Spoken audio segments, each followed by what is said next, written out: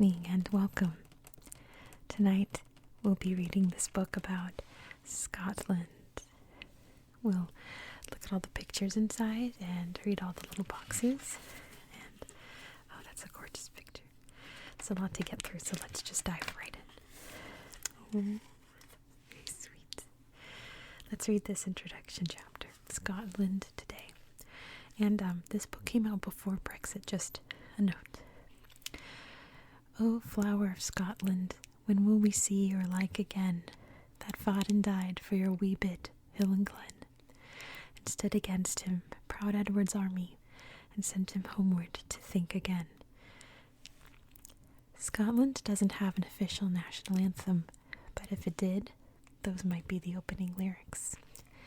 Flower of Scotland commemorates the Battle of Bannockburn in 1314, when Robert the Bruce, King of the Scots, defeated Edward II, King of England, and it serves as Scotland's de facto national anthem.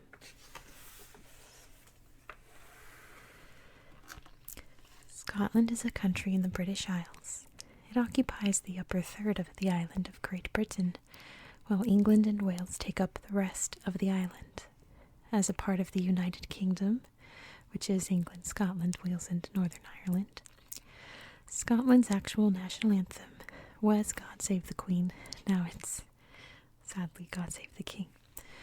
It is perhaps odd, then, that one of Scotland's most beloved informal anthems celebrates an ancient victory over England. Today, Scotland's relationship with England is very good. The two countries share a great deal of history and culture, but Scotland is not merely a smaller northern version of England. For centuries, it has maintained a separate and distinct identity and a vigorous sense of national pride, even as it has been overshadowed by its more powerful southern neighbour. When people think of Scotland, they often think of tartan kilts, the haunting drone of bagpipes, mist-shrouded castles, and mythical creatures. These things are not the stuff of ordinary daily life in today's Scotland, where jobs, schools, family, politics, and big questions like independence matter as much as they do anywhere. However, Scotland is a particularly fanciful place, filled with the magical stories of Celtic myths and legends. The country's national animal, after all, is the unicorn. One mythical beast in particular never fails to fascinate. Just when it seems there's nothing left to say about the infamous Loch Ness Monster, she pops back into the news again. Nessie, the mysterious creature that, according to folklore, inhabits the murky depths of Loch Ness or Lake Ness in the Scottish Highlands, first attracted modern attention in 1933. Sightings have continued ever since, though most have been discredited. Still, the idea that a prehistoric marine creature lives in Scotland's second deepest lake simply won't die. Meanwhile, a healthy tourist industry has sprung up in the region, catering to seekers and believers.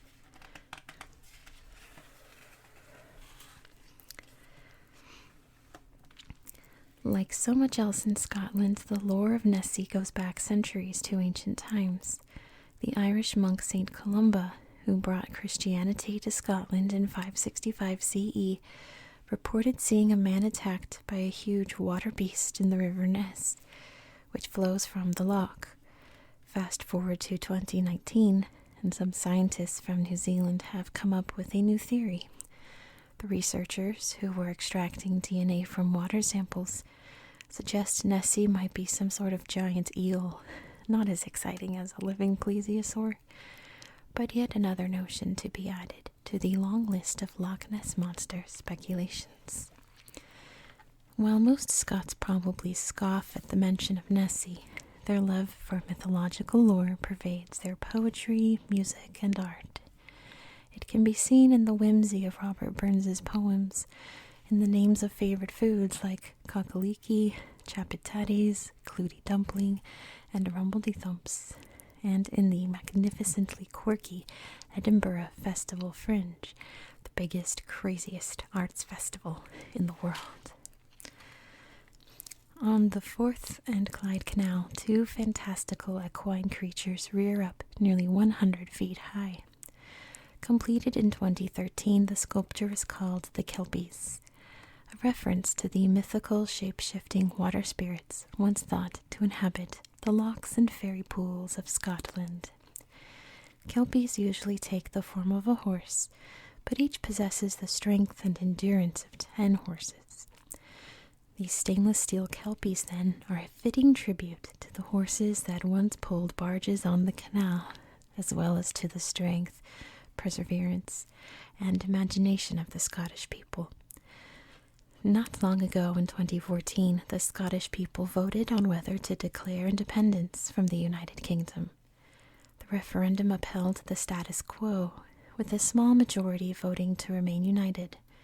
However, the question didn't go away. Oh, never mind. It talks about Brexit here. Just 2 years later, the entire UK held a referendum, this one on whether to, in effect, declare independence from the European Union. The EU is an economic union of European nations for the purpose of being a more competitive trade enterprise in the global marketplace. In other words, when it comes to international economic dealings, bigger is better. Presumably, EU members reap financial benefits from belonging to the Union. However, in some matters, it has been necessary to give up national interests and control for the benefit of the whole. Some UK residents were not happy about that. In the end, the British exit or Brexit vote prevailed, and most of England opted to leave the EU. Scotland, however, was of a different mind. Said Nicola Sturgeon, the Scottish First Minister, Scotland's 62% vote to remain in the EU counted for nothing. Far from being an equal partner at Westminster, Scotland's voice is listened to only if it chimes with that of the UK majority. If it does not, we are outvoted and ignored.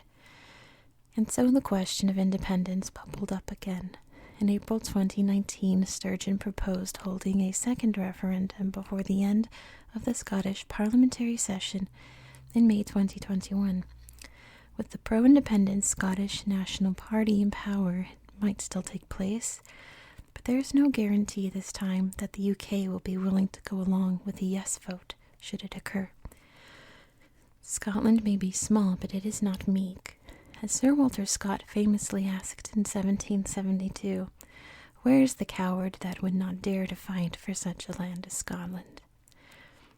This feeling is echoed in another patriotic ballad, Scotland the Brave.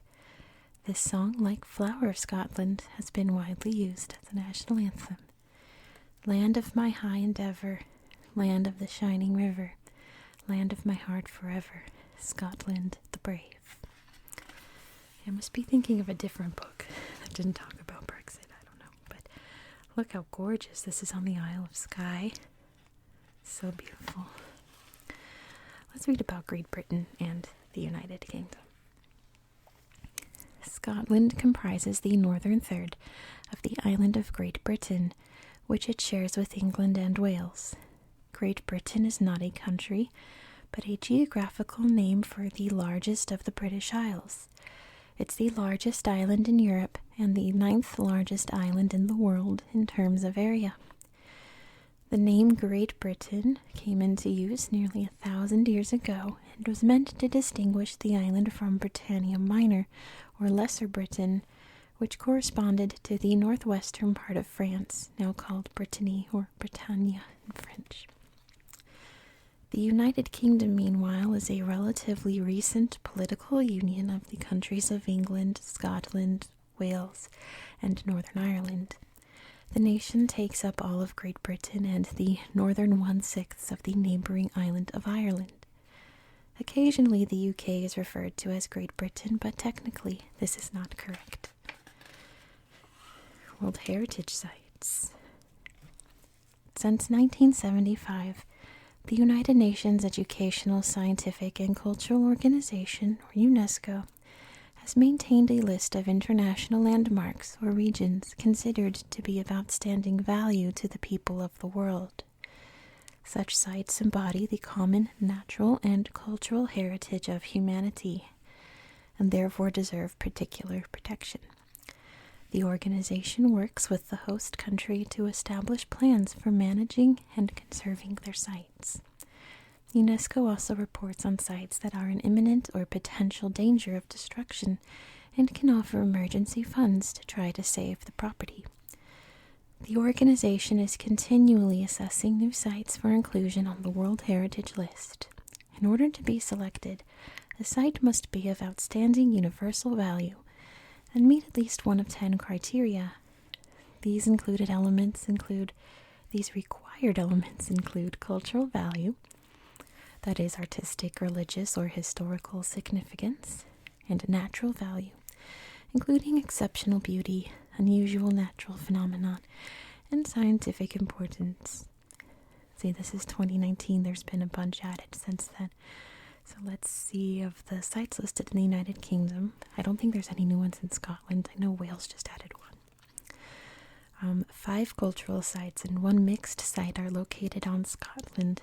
The old and new towns of Edinburgh, the Forth Bridge, New Lanark, the Antonine Wall, which is part of the listing frontiers of the Roman Empire, the heart of Neolithic Orkney, and the island of St. Kilda, which is both cultural and historical. And these are the structures of St. Kilda. Pretty cool. Sea stacks. The rugged, rocky coasts of Scotland are riddled with unusual natural formations that rise out of the sea. These vertical columns of rock are formed by wave erosion of the headland and often take on dramatic shapes. Scotland has many such stacks, and they make for stunning landscapes, as well as homes and resting places for seabirds and other marine life. Many have fantastical shapes and fanciful names in typical Scottish fashion. They spelled fashion wrong. Stack-and-Armon, which rises 627 feet out of the North Atlantic Ocean, is the highest sea stack in the UK. Situated west of the island of Borray, the massive rock is part of the St. Kilda archipelago. The 449-foot Old Man of Hoy, which is here, is another famous stack off Hoy Island in Orkney. Each year, about 20 daredevil climbers will ascend to the top of the Old Man, just for the fun of it.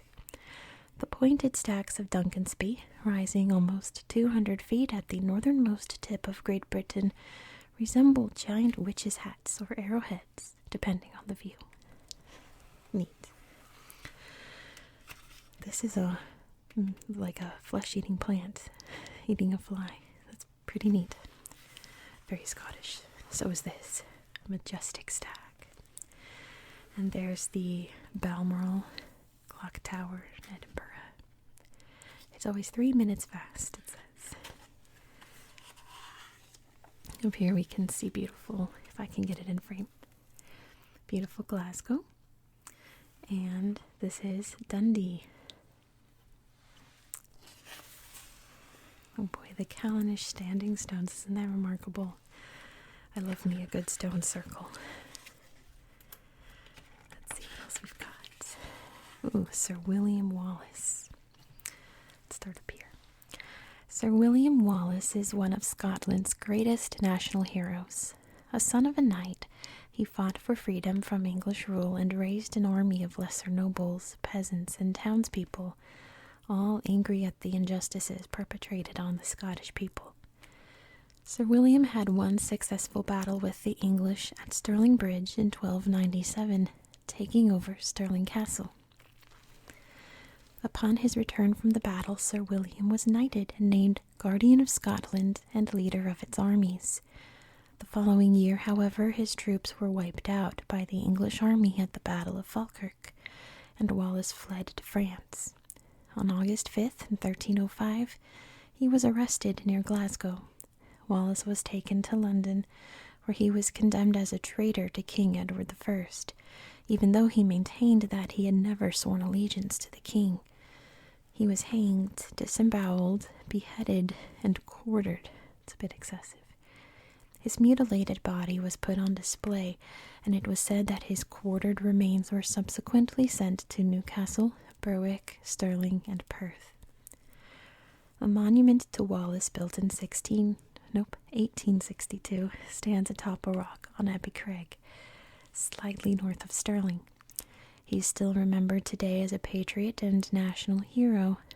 In a 2002 poll conducted in the UK by the BBC, Wallace was ranked 48th in a list of the 100 greatest Britons. Wallace was portrayed by Mel Gibson in the 1995 Oscar-winning movie Braveheart. There's Mary, Queen of Scots. And let's see, a little cute thatched cottage there. The Stone of Destiny. The Stone of Destiny, also known as the Stone of Scone, has long been accorded magical powers. One medieval legend claimed it to be the stone on which the biblical patriarch Jacob rested his head at Bethel when he dreamed of a ladder to heaven.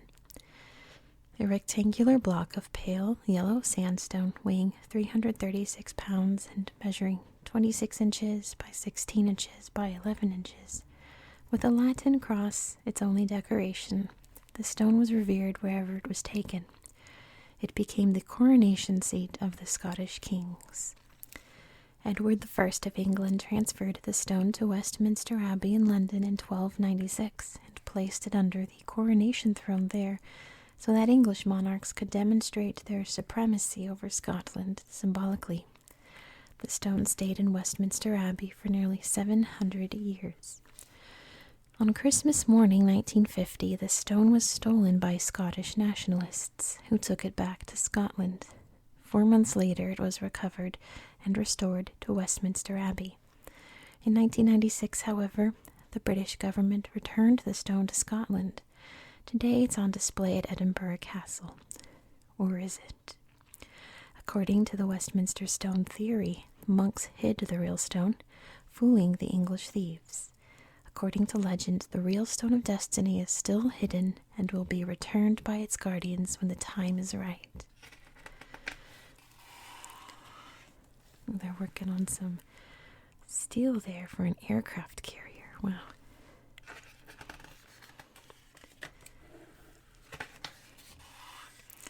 The Parliament building in Edinburgh, Holyrood. There's Queen Elizabeth II. It's still strange that she's gone. And the High Court of Judiciary in Glasgow. Scottish flag and symbols. The UK flag is the flag of Britain, popularly called the Union Jack. The red, white, and blue design features a combination of the flags of England and Scotland. The red and white St. George's Cross, representing the patron saint of England, is laid over the blue and white St. Andrew's Cross, honoring the patron saint and flag of Scotland. The Union Jack also incorporates the flag of St. Patrick, patron saint of Ireland, even though the Republic of Ireland is no longer part of the United Kingdom. Northern Ireland, however, remains in the UK. The flag of Scotland is called the Saltire, or the St. Andrew's Cross. It features a diagonal white cross, 2 white bands crisscrossing from corner to corner against a blue background. The tone of blue has varied over the years, and in 2003 the Scottish government adopted Pantone 300 as the official blue. The official animal of Scotland is the unicorn, and the flower is the thistle, a bristly plant with a purple blossom. The two are featured in the Scottish coat of arms, in which 2 crowned unicorns rear up in a field of thistles. The motto of Scotland is, "In my defence, God me defend."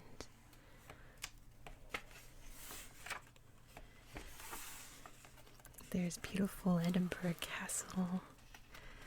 So lovely. Oh, we're going to skip the box about what GDP is. That box mostly talks about what GDP is. Here's a whole box about Brexit. Let's check it out. As part of the United Kingdom, Scotland had been part of the European Union since 1973.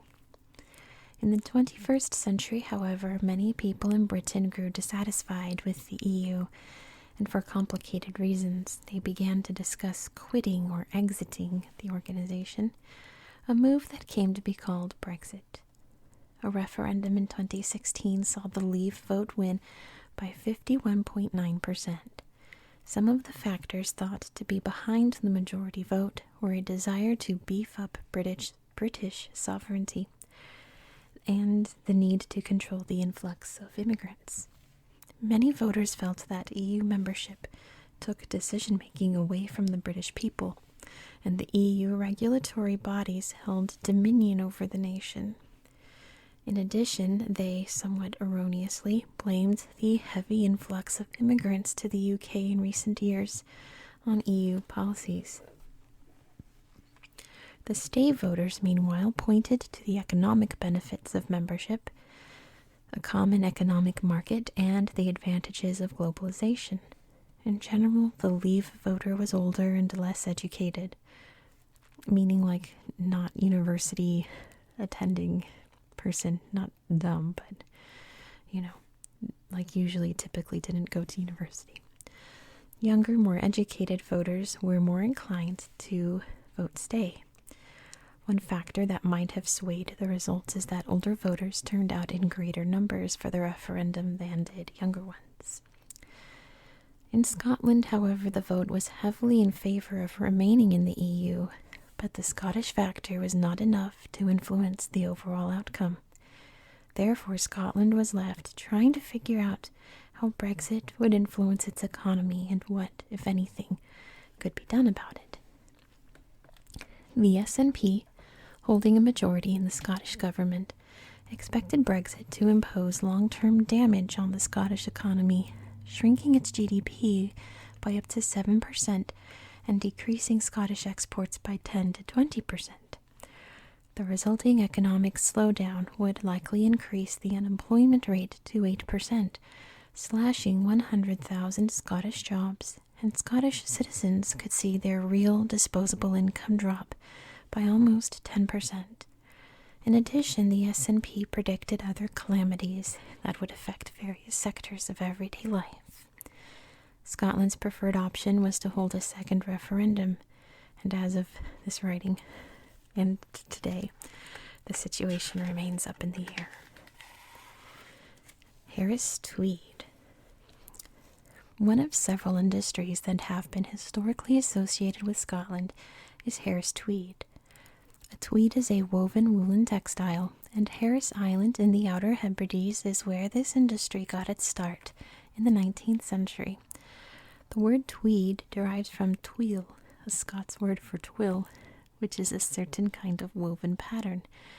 In 1830, a London merchant misread the word twill as tweed, as in the River Tweed, and the name stuck.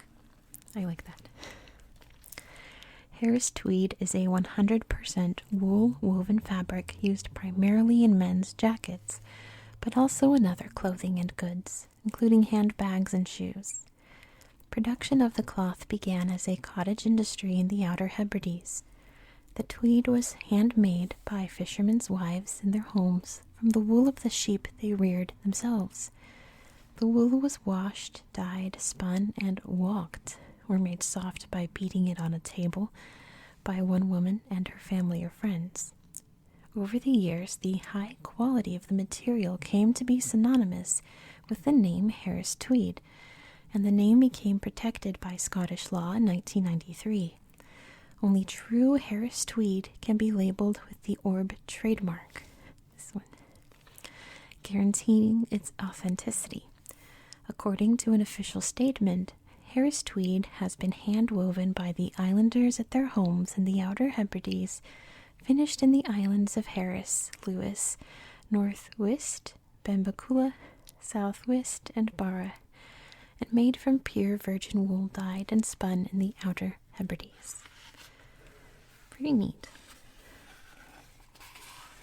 I didn't know that Harris Tweed was, oh how sweet, was like a specific to one region. I thought it was mass-produced in like a city or something. Bottlenose dolphins, aren't they sweet? And there's the thistle flowers they were talking about, the purple prickly flowers. The national flower of Scotland. There's a little wind farm there. Not very little, but there's a big wind farm there. Very iconic. Playing the bagpipe, wearing tartan, the kilt, everything. The whole shebang. Let's see. Finn McCool, is that who that's supposed to be? Anyway. Flora MacDonald. Let's see. She sheltered Bonnie Prince Charlie when he escaped the Hanoverians in his fight through Scotland. Can you see? There you go. There are dogs there too. That's great. James Dewar in his laboratory.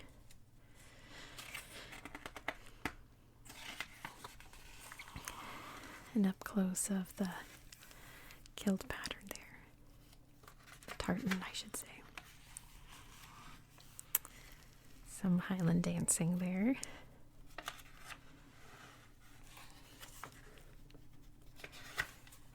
Not a lot of boxes in this part of the book, but I'm okay with that. I just want to see the pictures. The University of Glasgow. Oh, here's a box about Gretna Green. Just as the United States has its own marriage capital in Las Vegas, there sits a town nestled on the border of Scotland and England called Gretna Green that is synonymous with clandestine marriages.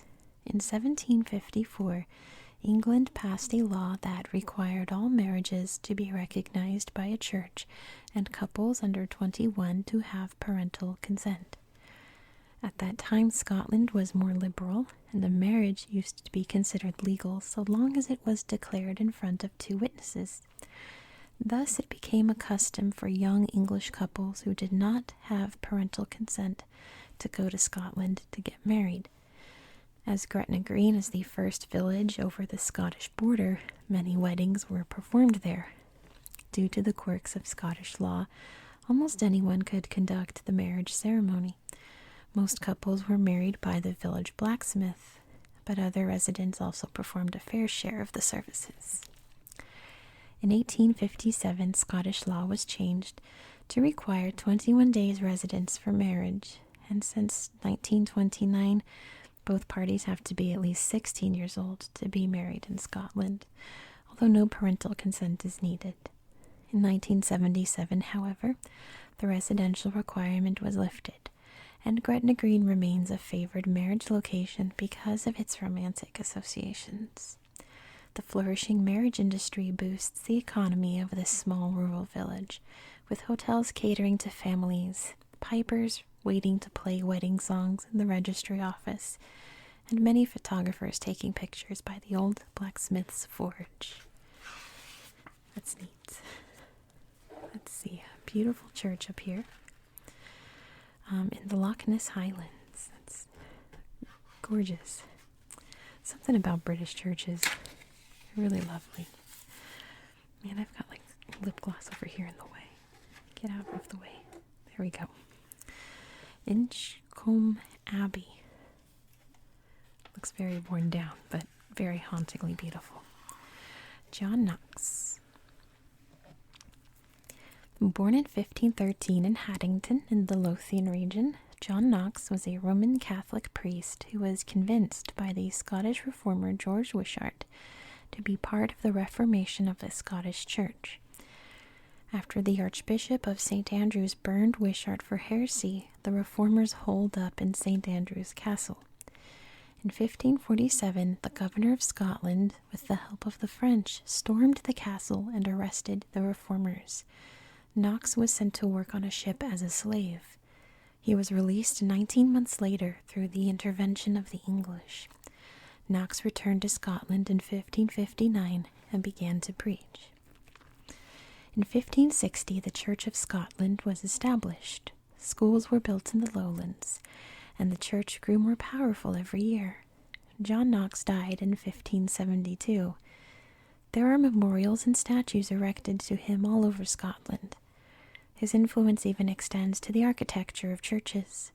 Early churches that were elaborate Gothic creations gave way to simpler buildings designed to enable the maximum number of people to listen to the preacher. There's Greyfriars Kirk in Edinburgh. Welcome to Scotland. I do not know how to say that, though. And this is for kids learning how to speak Gaelic, which I really cannot. The Robert Burns Birthplace Museum. Let's read a bit about Robert Burns. To a Mouse on Turning Her Up in Her Nest with the Plough is one of Robert Burns's most beloved poems, also known as To a Mouse. The 1785 poem is about accidentally overturning a mouse's nest with a plough, if you couldn't get that from the title. Here is a UK postage stamp honoring the wee beastie. To demonstrate the difference in Burns's Scots and today's English, here is an excerpt with translation. Oh dear. I think I'm just going to read the English one. I'm not going to embarrass myself. I can't do a Scottish accent. Small, crafty, cowering, timorous little beast, oh, what a panic is in your breast. You need not start away so hasty with your hurrying scamper. I would be loath to run and chase you with murdering plough staff. Okay. Let's skip the more Scottish language stuff, or Scottish accented stuff. We're going to skip that. And there's some newspapers there. Oh my goodness. Really bizarre art installation. All these floating heads. Really, really weird. Julie Fowlis playing her instrument there. Looks like a violin. And Fiona Hislop playing beautiful harp. The Ploughman Poet. Let's read more about Robert Burns. Robert Burns, the national poet of Scotland, is as famously Scottish as tartans, bagpipes, and haggis. Born in Alloway in the southwest of the country, he wrote in his native language, Lowland Scots. Best known the world round for his song Auld Lang Syne, which has become a New Year's Eve anthem. He's also beloved for such works as Tam O'Shanter, A Red, Red Rose, To a Mouse, and Address to a Haggis. His work sentimentalizes ordinary people and satirizes the church and the state. Burns was born to a large family. His father, a tenant farmer, died and dead. As such, the young poet resented politicians and rich landlords. When Burns became head of the family, he found a farm to live on. In his free time, he wrote poetry for his own amusement and to entertain his friends. Similar to his father, Burns did not have much success as a tenant farmer and wanted to leave Scotland. Before he did, he published his poetry. Poems, chiefly in the Scottish dialect, became popular and was enjoyed by both the intellectuals in Edinburgh and ordinary people. Burns moved to Edinburgh, but he left after a while because he wasn't happy there. He later found a job collecting and rewriting traditional Scottish ballads, producing songs such as Auld Lang Syne, Comin' Through the Rye, and Green Grow the Rashes.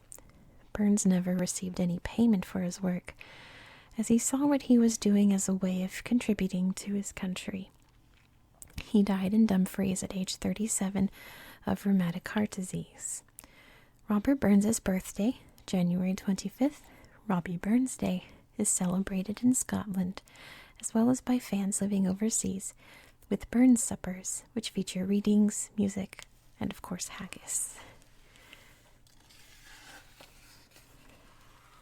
Glamis Castle, it's a beautiful castle, isn't it? The Minister Mystery. In terms of painting, one of the most famous works by a Scottish artist is the Reverend Robert Walker's Skating on Duddingston Loch, better known as the Skating Minister. The image is beloved well beyond Scotland and is considered almost as Scottish as tartans and bagpipes. The man on the skates was an actual person, a Church of Scotland minister born in 1755. He was a member of the Edinburgh Skating Club, which is said to be the world's first figure skating club. The artist is somewhat less certain than the subject. The painting is attributed to Henry Raeburn, a Scottish portrait painter based in Edinburgh.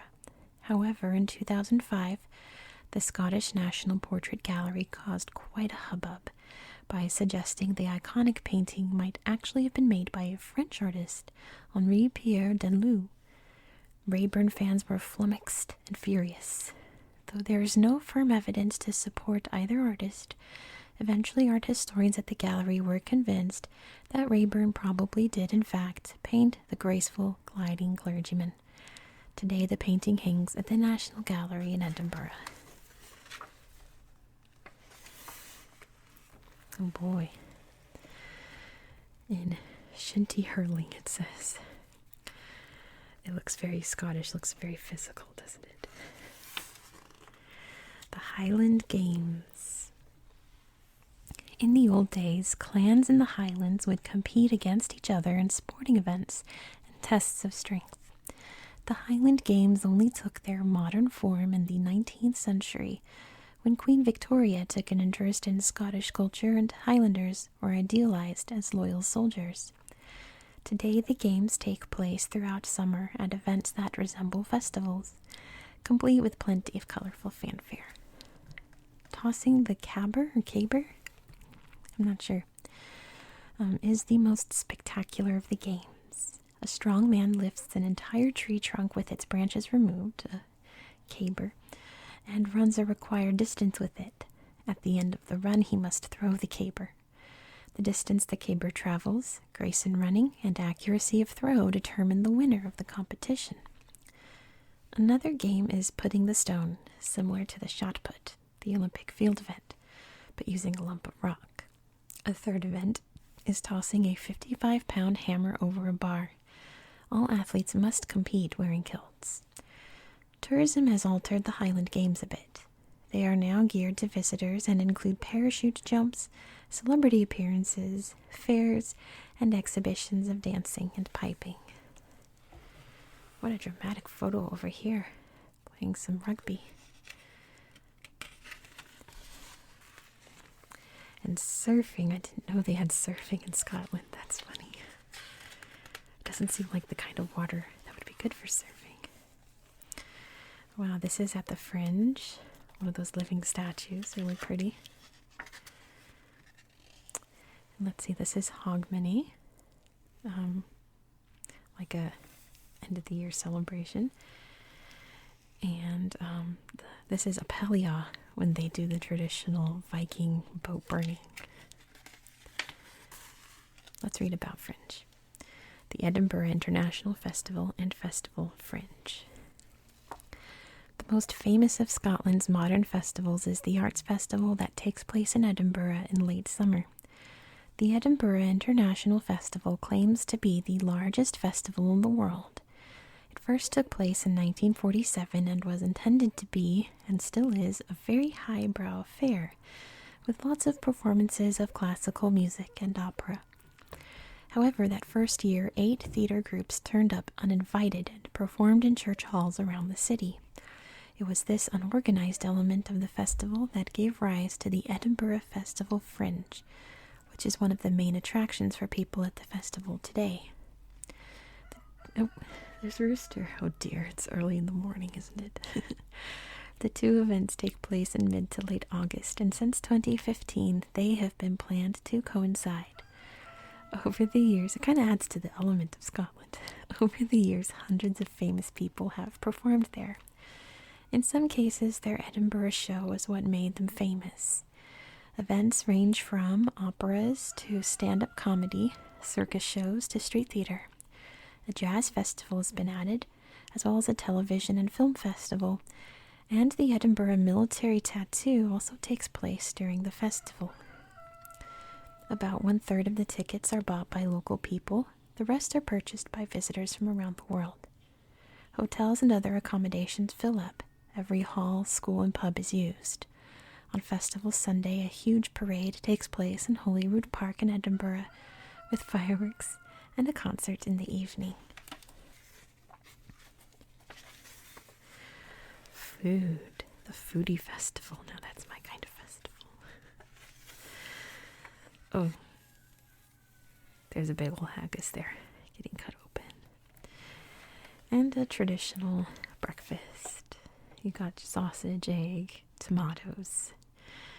I was going to say the baked beans aren't there, but this is a Scottish breakfast, not an English breakfast. There's Scotch broth, which looks really yummy. And this is a Christmas pudding. Some nice little pancakes there, marmalade on top. And of course whiskey, a big part of Scottish culture. There's rumbledy thumps, which looks very yummy. Might have to make this recipe. And Odie biscuits. I like that. There's a really nice map of Scotland here. And if we look at this, we can see where Scotland is located. It looks like they're just highlighting all of Great Britain there. But anyway, that's going to be it for tonight. So thank you so much for watching. I hope that you found this video relaxing and educational. And I hope that you have a very good night.